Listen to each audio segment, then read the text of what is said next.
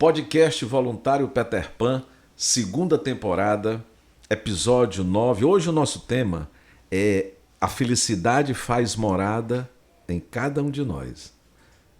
Inspirado na frase da nossa ex-paciente que aqui está conosco hoje. Aliás, está conosco hoje um profissional da saúde, médico, oncologista, muito especial, muito carinhosamente recebido por todos nós. Ele que já está há um certo tempo aqui no SEIB, no CPC, que é o Dr. Arthur.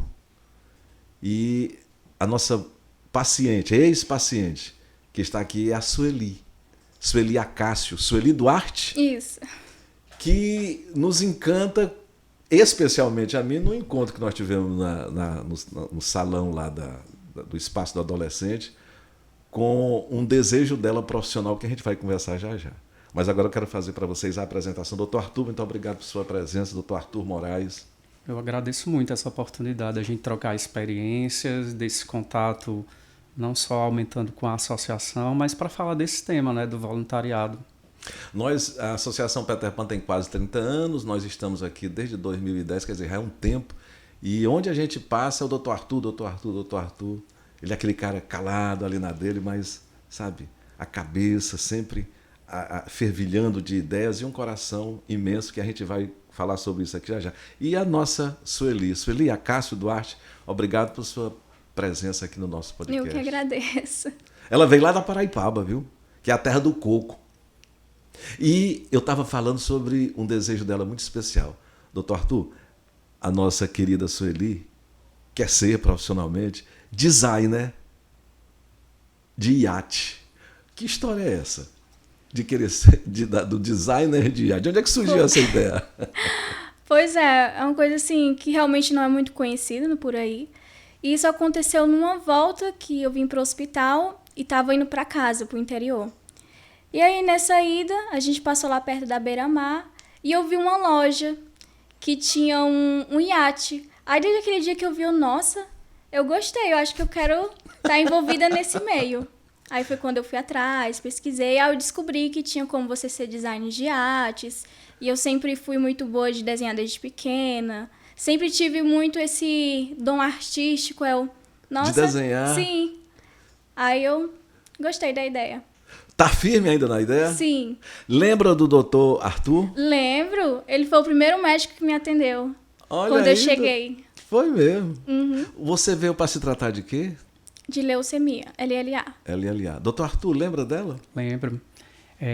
Eu sempre tenho maior contato nesse momento inicial, porque hoje menos, mas antigamente a maioria dos pacientes que chegavam, eles primeiro ficavam no Albert Seib até fechar o diagnóstico. E eu participo muito desse contato com os pediatras que dão o diagnóstico. Né? Então, a entrada é o SEIB, ela entra pelo SEIB, né? Hoje alguns já estão, a maioria está entrando por direto aqui mesmo, porque a gente tem a nossa porta de entrada virou um ambulatório diagnóstico precoce, né? Uma das nossas portas de entrada. Esse é um projeto muito importante, que eu acho que... Me fala aí, essa porta de entrada do diagnóstico precoce. Então, uma criança que esteja em Tarrafas não precisa vir direto para cá? Não, qualquer paciente que está com a suspeita de câncer, não é? O profissional de saúde pode encaminhar direto para avaliação. Alguns pacientes não conseguem vir para um ambulatório porque eles estão com intercorrência, acabam estando internados. Aí eles precisam vir regulados para um leito, mas aqueles que estão nessa fase inicial de uma suspeita, qualquer profissional de saúde pode encaminhar de segunda a sexta aqui para o CPC. Não tem que passar por... Não, é porque eu tenho um amigo que é deputado, tem essa história não teve a suspeita... Sim. Aí você é que recepciona com outra... Não, aqui a gente tem os profissionais que fazem um ambulatório diariamente, manhã, alguns dias à tarde, mas a gente pede sempre que chegue pela manhã, porque é um paciente que precisa ser recepcionado, acolhido. A partir de que momento o doutor Arthur entra na parada? Quando indico alguns diagnósticos, eles precisam ficar internados. Se eles não ficarem aqui, eu vou acompanhar junto com o pediatra do outro lado, né? Até eles virem para aqui para o CPC. O doutor Arthur Moraes, ele é formado pela UFC, Federal do Ceará, médico, fez residência em pediatria pelo Instituto Materno Infantil de Pernambuco, é o IMIP, né? O IMIP. Eu conheci o IMIP. residências em oncologia pediátrica, hematologia, hemoterapia pediátrica pelo IAS, mestrado em saúde da criança e do adolescente pela UES, Universidade Estadual, e especialização em qualidade e segurança de paciente. Com tudo isso, doutor, o senhor está qualificado a me responder. O número de incidência de câncer em crianças e adolescentes aumentou nos últimos anos? Como é que está esse quadro? De uma forma bem global, os estudos, né, mostram que há um aumento anual de incidência, não só pelo aumento da população mundial, mas esse aumento é muito pequeno. Então, a gente, hoje, com certeza, recebe muito mais pacientes do que há 20 anos atrás, porque se dá mais diagnóstico. Fecharam alguns serviços, né, que tratavam crianças em outras regiões do estado. Por hoje, exemplo, praticamente. quais fecharam? Aqui em Fortaleza tinha 2 serviços, hoje só tem o Albert Seib, né, o CPC. Sobral não está mais atendendo pacientes, não está tratando pacientes com câncer. E o Cariri fechou por um momento e está abrindo agora, né? Ainda com as limitações, mas voltou a atender e tratar crianças. A importância de ter esse centro especializado em câncer nessas regiões tão distantes daqui, a importância, e o que é que eles não fazem lá e que mandam para cá? Casos mais complexos, que precisem de medicamentos ou de exames que não são fáceis e que realmente não vale a pena investir em ter 3, 4 locais, aí realmente precisam vir para cá, né? Mas tem casos em que existe o profissional, existe a estrutura e poderiam ser tratados no interior. A regionalização é um dos princípios do SUS. Sueli, você vem para cá com uma leucemia? É isso? Você veio para cá? Em que ano e como é que está a sua saúde hoje, o seu estado físico? Isso foi em 2021, se eu não me engano. Eu me lembro até hoje que foi no mês de setembro. Recepcionado por ele? Foi ele que foi o teu primeiro médico? Não, isso daí foi bem no início, antes de vir pra cá. Que eu fui em setembro, quando fiz o exame, deu um probleminha. Aí foi quando eu já fui internada, fui pro SOPAI. Aí fizeram todos os tipos de exame. Aí quando tudo não deu negativo, sobrou o último, que era o da medula. Fiz e deu positivo. Vim pra cá. E a primeira pessoa que eu vejo foi o Dr. Arthur. E eu gostei tanto, porque a voz dele era tranquila, sabe? Serena. É isso, né? E isso me tranquilizou muito quando eu vi ele. E hoje minha saúde está ótima. Quanto tempo depois? Já está em remissão? Como é que é esse processo? Conta aí, você e o Dr. Arthur. Por exemplo, você vem, vai para um ambulatório. Quando é que a medicina diz, você está fora de perigo? Como é que é isso aí? Qual é o tempo de tratamento? Um tratamento de leucemia linfóide dura em torno de até 3 anos. Depois desse período, o paciente precisa ser avaliado frequentemente, porque a quimioterapia, o restante do tratamento deixam a sua marca, as suas sequelas.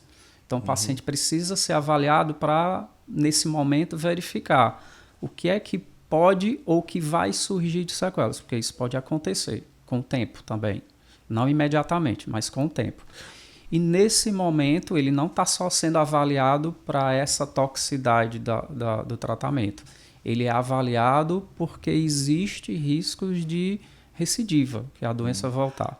Então, no começo do tratamento, logo depois do fim do começo, esse risco é maior e vai diminuindo com o tempo. Então, hoje, um paciente com câncer, se diz que ele merece ser acompanhado para o resto da vida, por causa dessas sequelas. Mas o risco de recidiva vai diminuindo com o tempo. Depois de 5 anos, esse risco é bem menor, e depois de 10 é bem menos insignificante. 15 anos significa dizer que... Para a maioria das doenças, sim. Algumas a gente ainda precisa de atenção. Doutor, ela falou, a Sueli Duarte, a Cássio, que o senhor era muito tranquilo e isso me trouxe paz. Aí eu te pergunto, Sueli, essa paz faz parte do tratamento? Porque, sabe, puxa vida, eu tô leve, tô tranquila, fui recepcionado, fui atendido por um profissional tão tranquilo. Te dá paz a par do outro, como é? Eu tô já querendo entrar na questão do voluntário.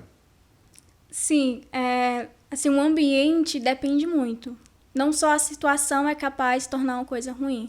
às vezes o ambiente em si, as pessoas. E quando a gente é bem recepcionado, bem atendido, a gente vê que tem pessoas ali cuidando da gente, demonstrando preocupação, cuidado, com certeza isso gera assim uma paz, uma tranquilidade. Você fica pensando, nossa, tô no lugar certo, aqui eu tô segura. Legal. É isso, doutor. Eu acho que... Essa utilização dessa ferramenta da empatia, ela importa no tratamento e na com cura? certeza, né? Não só para humanização, mas para aderência ao tratamento também. É um tratamento longo, prolongado, com muitos reveses, né, de intercorrências. Então, ter esse ambiente saudável, não só entre os profissionais, mas principalmente para essa experiência que qualquer paciente tem, é muito importante. Eu faço sempre essas perguntas ao paciente e a quem está na bancada, seja um médico, enfermeira, psicólogo, porque a gente, às vezes alguém pode dizer assim, puxa vida, ele já fez essa pergunta, mas é porque cada paciente tem a sua especificidade, Sim, não é isso? Cada um tem uma experiência diferente. As reações as mais diversas, né? Às vezes já aconteceu com o senhor casos em que uma criança chega com um diagnóstico tão pesado e, no entanto, com o tratamento saiu mais rápido e aquelas que entram com menos, aparentemente, dificuldade é os que mais permanecem. Com é isso? certeza isso acontece. Qual é o câncer mais difícil de tratar? A gente tem alguns tipos de câncer que a medicina ainda não consegue ter boas chances de cura, não é? Isso depende muito do estágio também que a doença chega. A gente pode ter o mesmo tumor, mas que quando a criança chega, quando já tem metástase, isso torna a doença com um prognóstico bem inferior. O senhor se lembra de algum, eu vou aspiar, milagre?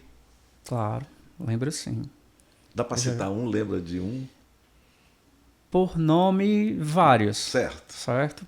Mas assim, a gente já teve muitos pacientes em que chegam com estágio, né? Porque a doença, ela, pelas suas manifestações, ela dá dor, que é algo que é um dos sintomas mais marcantes do câncer, é a dor, não é?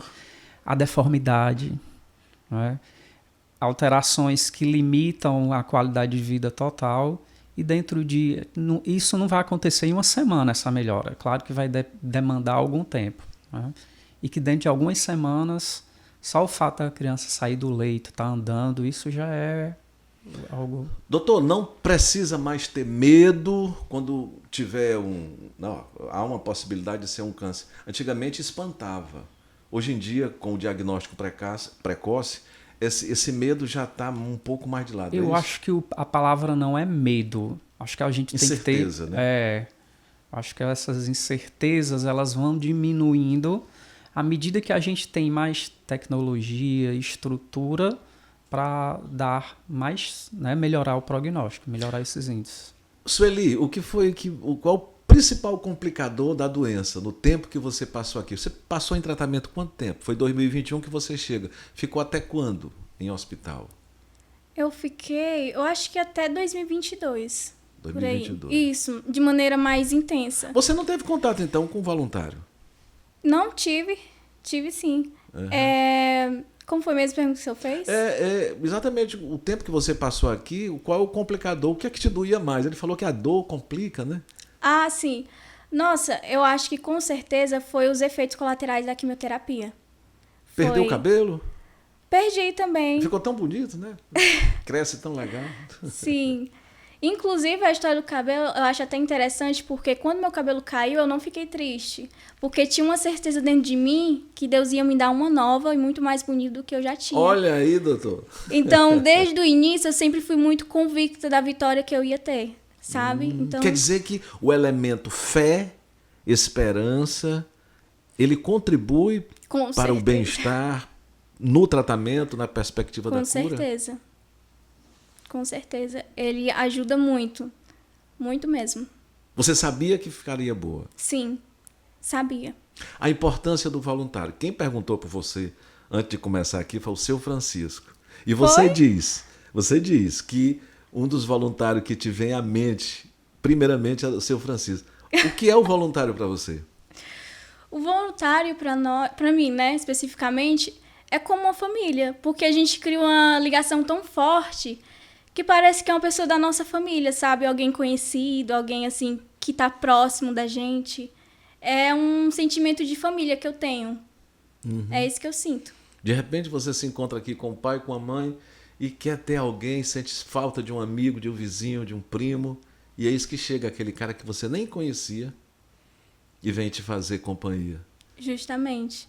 Tu tem o telefone deles? Tenho, eu tenho uma história bem interessante com o seu Francisco. Vamos lá. Teve uma época que eu já tinha voltado para casa e aí de repente eu pego uma pneumonia. Chego aqui, eu penso que não é nada demais. Aí de repente eu vou direto para a UTI. Aí nisso que eu vou na UTI, eu tava despreparada, minha mãe não tinha trazido nada, a gente já tava em casa, em Paraipaba. Aí foi quando o seu Francisco sempre vinha para cá e perguntava à minha mãe, precisa de alguma coisa? Aí a mãe disse que era só um shampoozinho e meia, porque é bem frio na UTI, eu tava... Shampoo e meia? Isso, shampoo e meia. Aí, ok, ele comprou o shampoo e trouxe as meias dele. Aí eu achei tão bom, porque a meia era grande e eu cobria todo o meu pé. Bacana. Doutor, a importância que tem o voluntário, o senhor diz aqui que eles compartilham dores, né? Isso. Há mães solitárias, né? E eles chegam para preencher aquele vazio. A gente acabou de escutar isso, não foi da Sueli. Eu acho que há 20 anos atrás, né, a gente estava lá no Bloco C, né, e nós temos esse projeto que já tem mais tempo, né, da Associação Peter Pan, que começou com esses voluntários que visitavam as famílias para prestar assistência, mas não é só assistência social, né, que eles acabaram fazendo isso. Né, de acolhimento, de abraço. Né? É uma lacuna que o trabalho profissional de todo mundo que está ali não consegue suprir, né? Essa presença... Doutor, a ausência de voluntários. O período da pandemia foi difícil, não é? A gente via não só o medo pelo Covid, mas assim, como é que nós vamos estar amanhã, depois? Então, o senhor sentia falta do voluntário? Sentia porque eu vejo o voluntário como um profissional. Apesar da palavra ser voluntário, eu acho que já faz parte. Todas as instituições que tratam câncer e pediatria, eles têm o seu serviço voluntariado, pelo menos as mais estruturadas. Isso faz parte da alma do hospital. Olha aqui, ele diz assim, ó, o doutor Arthur Moraes. Participei do processo de construção do CPC. Éramos lá, no Bloco C, e daqui a pouco está erguido essa construção toda aqui. E gostaria muito de ver um voluntário profissional no CPC. O que é que ele diz? Que o profissional porque ele considera parte integrante do processo de tratamento da criança e do adolescente. Ou seja, há uma importância muito grande, né? Sim. Então, doutor, do ponto de vista... o senhor é o médico dela, né? O senhor já deu a indicação para um voluntário? Olha, vem cá, vá ali... Já aconteceu, sim. De conversar com a família, de atender uma criança, já aconteceu, sim. Eu me encontro muito também com os voluntários da noite. E às vezes eu nem falo porque eu sinto a presença dele em cada enfermaria. Então isso é muito importante, né? Então, nesse momento da pandemia, onde teve que fazer as restrições, isso foi bem pesado para a gente, né? Olha aí. Sobrecarregava, de todo modo, serviço social, psicologia, todos os outros profissionais, né, para ter essa carência, essa lacuna que a gente teve desse período.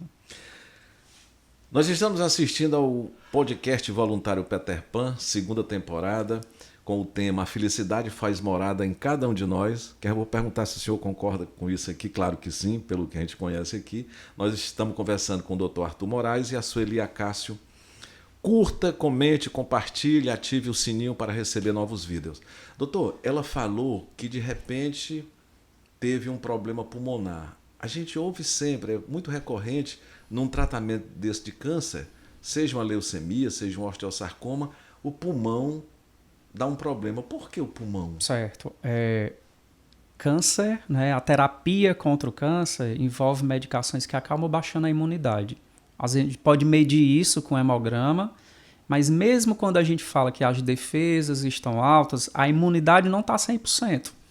E essa baixa da imunidade acaba levando a infecções, que ainda é o grande vilão do tratamento do câncer, são as infecções. As infecções. Né? Então, o pulmão é um dos sítios principais, mas pode ser pele, pode ser uma infecção generalizada, que é muito mais grave. Então, qualquer infecção, o imunodeprimido pode pegar qualquer infecção. Imunodeprimido, né? Doutor, quando a humanização chegou aqui, né, tratamento especializado, assistência e tal, foi visível essa mudança de patamar. Hoje nós somos um voluntariado responsável que é inclusive premiado. Sim. Então esse prêmio faz sentido total, Sim, não é? Aqui, com certeza. nós somos, eu perguntaria ao senhor que está muito próximo, modelo Sim, de tanto é que voluntariado? vocês foram reconhecidos, né? Não só pelos projetos, mas pelo próprio serviço do voluntariado do dia a dia. Porque não tem só a questão do voluntariado, são os projetos que a associação tem, né? E São consegue 16 realizar programas, né? Sueli, você diz assim, a primeira coisa que eu diria deles é que eles trazem alegria no local bem difícil. Ok, então eles trazem essa alegria. Quem são aquelas pessoas que te vêm à memória de pacientes dos quais você tornou-se amiga? Tem a Zaine, né? Que eu não sei se você conheceu a Zaine naquele dia. Mas a Zaine vocês formaram naquele dia, naquela nossa reunião, um par tão bacana, juntamente com o Yudi. Então, que pessoas te marcaram de pacientes que hoje vocês são amigas e telefonam, trocam mensagens? Olha, a Zaina eu conheci ela naquele dia, por Foi. incrível que pareça. E de pessoas assim que eu lembro, tem uma específica, porque eu fiz assim mais amizade com as mães, pra ser sincera. Com as mães, né? Isso. E tem um específico que tanto a minha mãe fez com ela, tanto eu fiz com ela. E ela tem um filho mais novo chamado Marcelinho. E a gente fez uma amizade muito grande. Inclusive, ela estava hoje, e quando a gente se viu, porque fazia muito tempo, a gente ficou muito feliz, se abraçou. Porque é muito bom quando a gente vê alguém que a gente gosta também ter vitória, não somente a gente. E isso me deixou bastante feliz e alegre.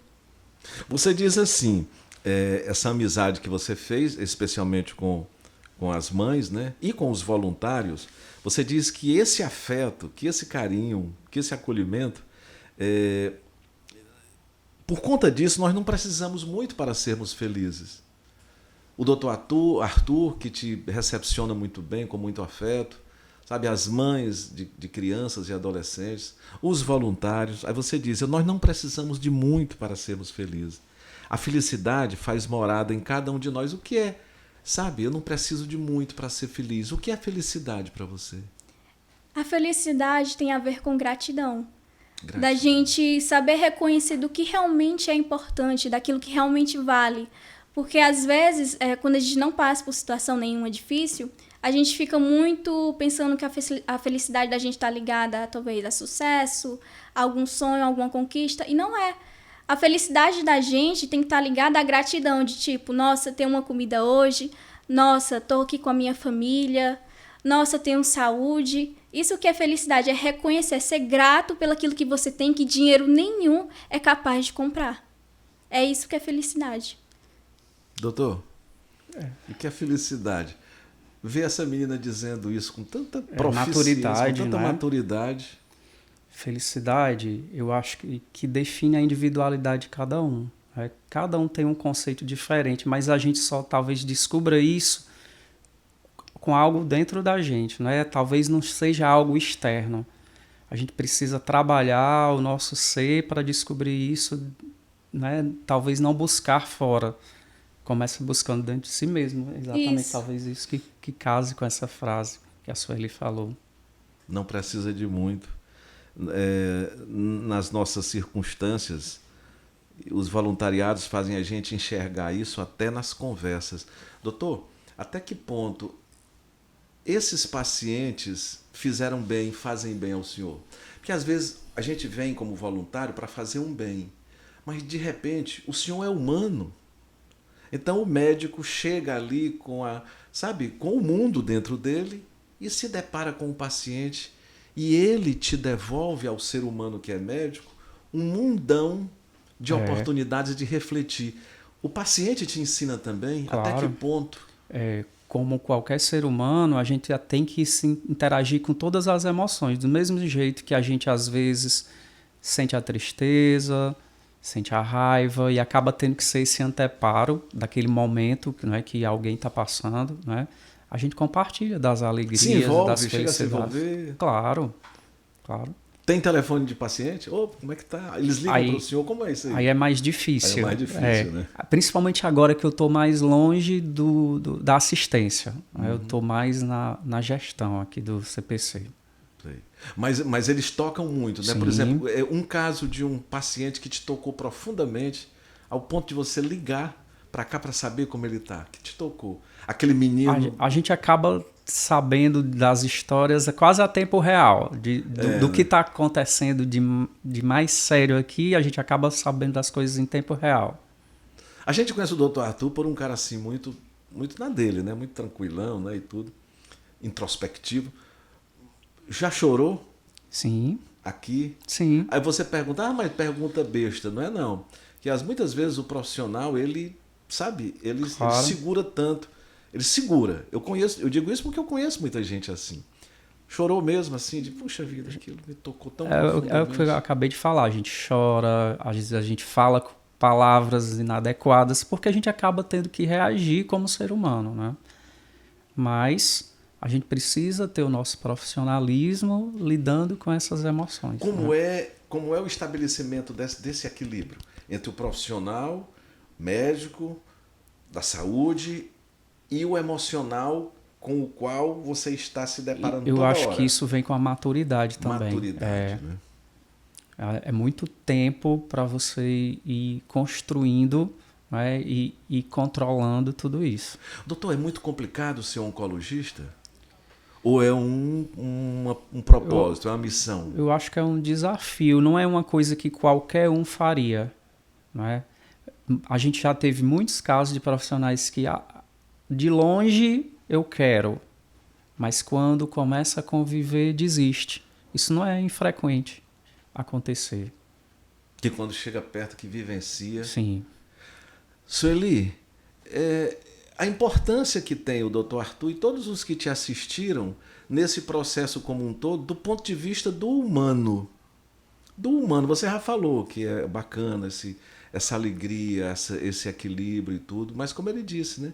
São profissionais que estão ali. Então, de repente, você pode até nem puxa vida, ele é humano, chegou lá naquele dia que ele não estava bem. Você tinha essa compreensão? Pô, ele é humano. Sim, totalmente. Eu não vou julgá-lo por isso. Totalmente. Inclusive, uma coisa que eu ficava pensando, nossa, deve ser difícil. Né? Porque, a situação deles, né? Eu vim pra cá, mas eu voltava. Eles não, estão aqui, é o trabalho, né? Estão sempre aqui, estão sempre lidando com várias histórias. E cada pessoa é um mundo, é uma história. Então, assim, eu sempre pensava, nossa, isso deve ser difícil. E ficava admirando. Porque tem que ser uma pessoa muito forte para fazer uma coisa dessa. Tem que ser uma pessoa muito forte, né? Para lidar com os dois aspectos, Sim. o profissional e o afetivo, né? Então, aqui foi inaugurado, depois de um certo tempo, a questão da humanização. E o doutor disse que aqui nós somos uma referência. Doutor, a tendência no futuro é minimizar-se a incidência do câncer pela própria tecnologia, pela rapidez com que se identifica uma doença. Como é que o senhor vê, como é que o senhor prognostica o futuro do câncer? O câncer do adulto, ele é muito mais fácil você controlar isso, porque está relacionado a hábitos de vida. Fumar, beber... Prevenir, isso é fácil.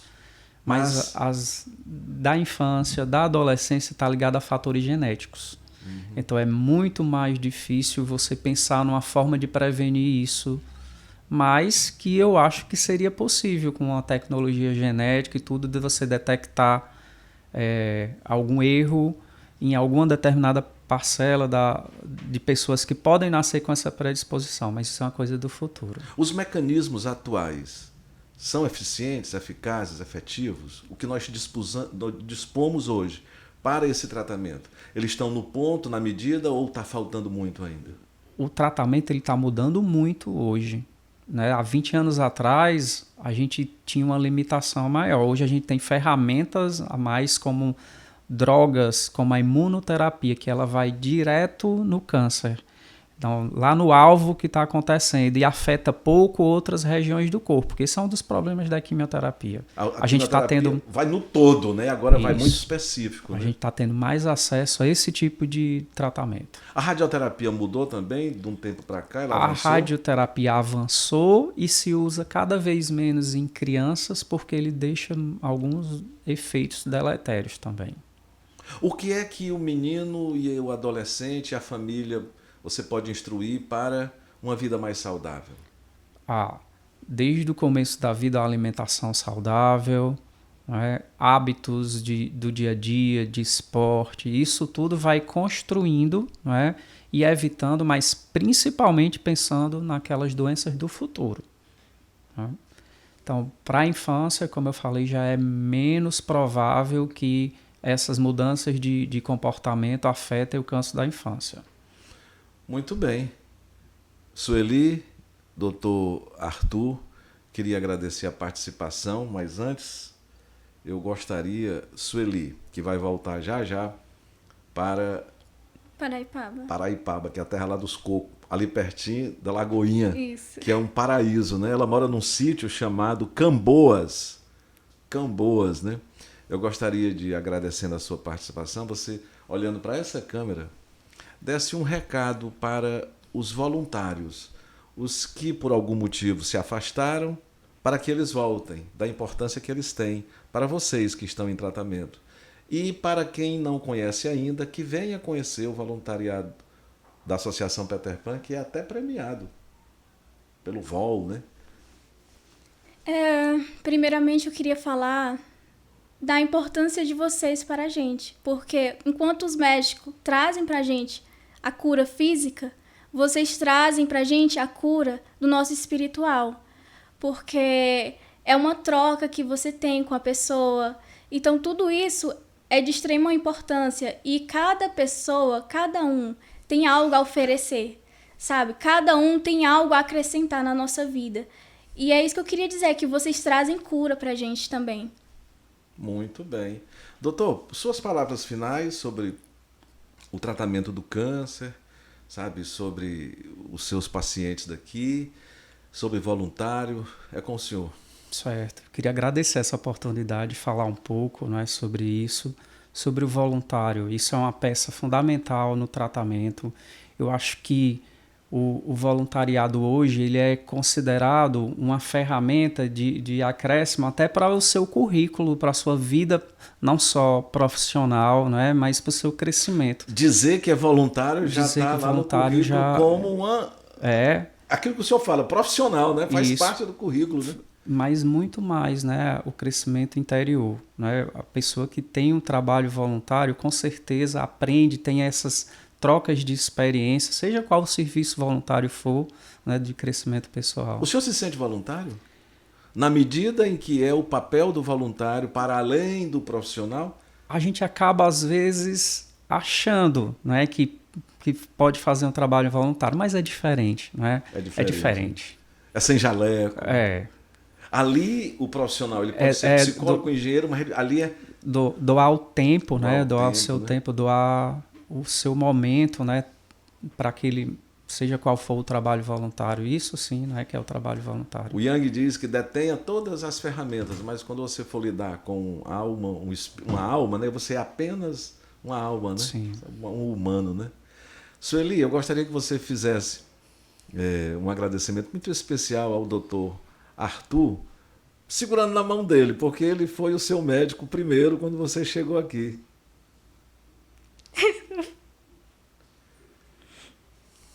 É que eu queria agradecer muito ao Senhor, que a gente passou um momento pouco, mas o Senhor foi muito marcante para mim. E eu vi o cuidado que o Senhor tinha comigo. E toda vez que o Senhor me atendia, eu ficava muito feliz. Porque eu sentia que eu estava segura. E eu agradeço de verdade. Viu? Tem um momento que eu acho muito especial. É a hora que eu chego e digo, você está de alta. Né? Quantas vezes a gente fala isso para um paciente? Você está de alta, né? E a alta da internação, a alta após o tratamento, isso é muito importante, mas ainda temos, né, um caminho pela frente de cuidados, não é? Você agora vai para o ambulatório, está no ambulatório, e se cuidar para o resto da vida, eu acho que isso sim é importante. Sim. Oh, coisa linda. Doutor Arthur, aí com todo o seu afeto, bacana, Sueli, doutor Arthur, muito obrigado pela participação de vocês no nosso podcast. A felicidade faz morada em cada um de nós. Felicidade a vocês, gratidão. E você, meu amigo, que está assistindo o nosso podcast Voluntário Peter Pan, não esquecer, curta, comente, compartilhe, ative o sininho para receber novos vídeos como esse que nós acabamos de ver, com o tema maravilhoso, episódio 8, Sueli Acácio, doutor Arthur. Até a nossa próxima oportunidade. Valeu, obrigado.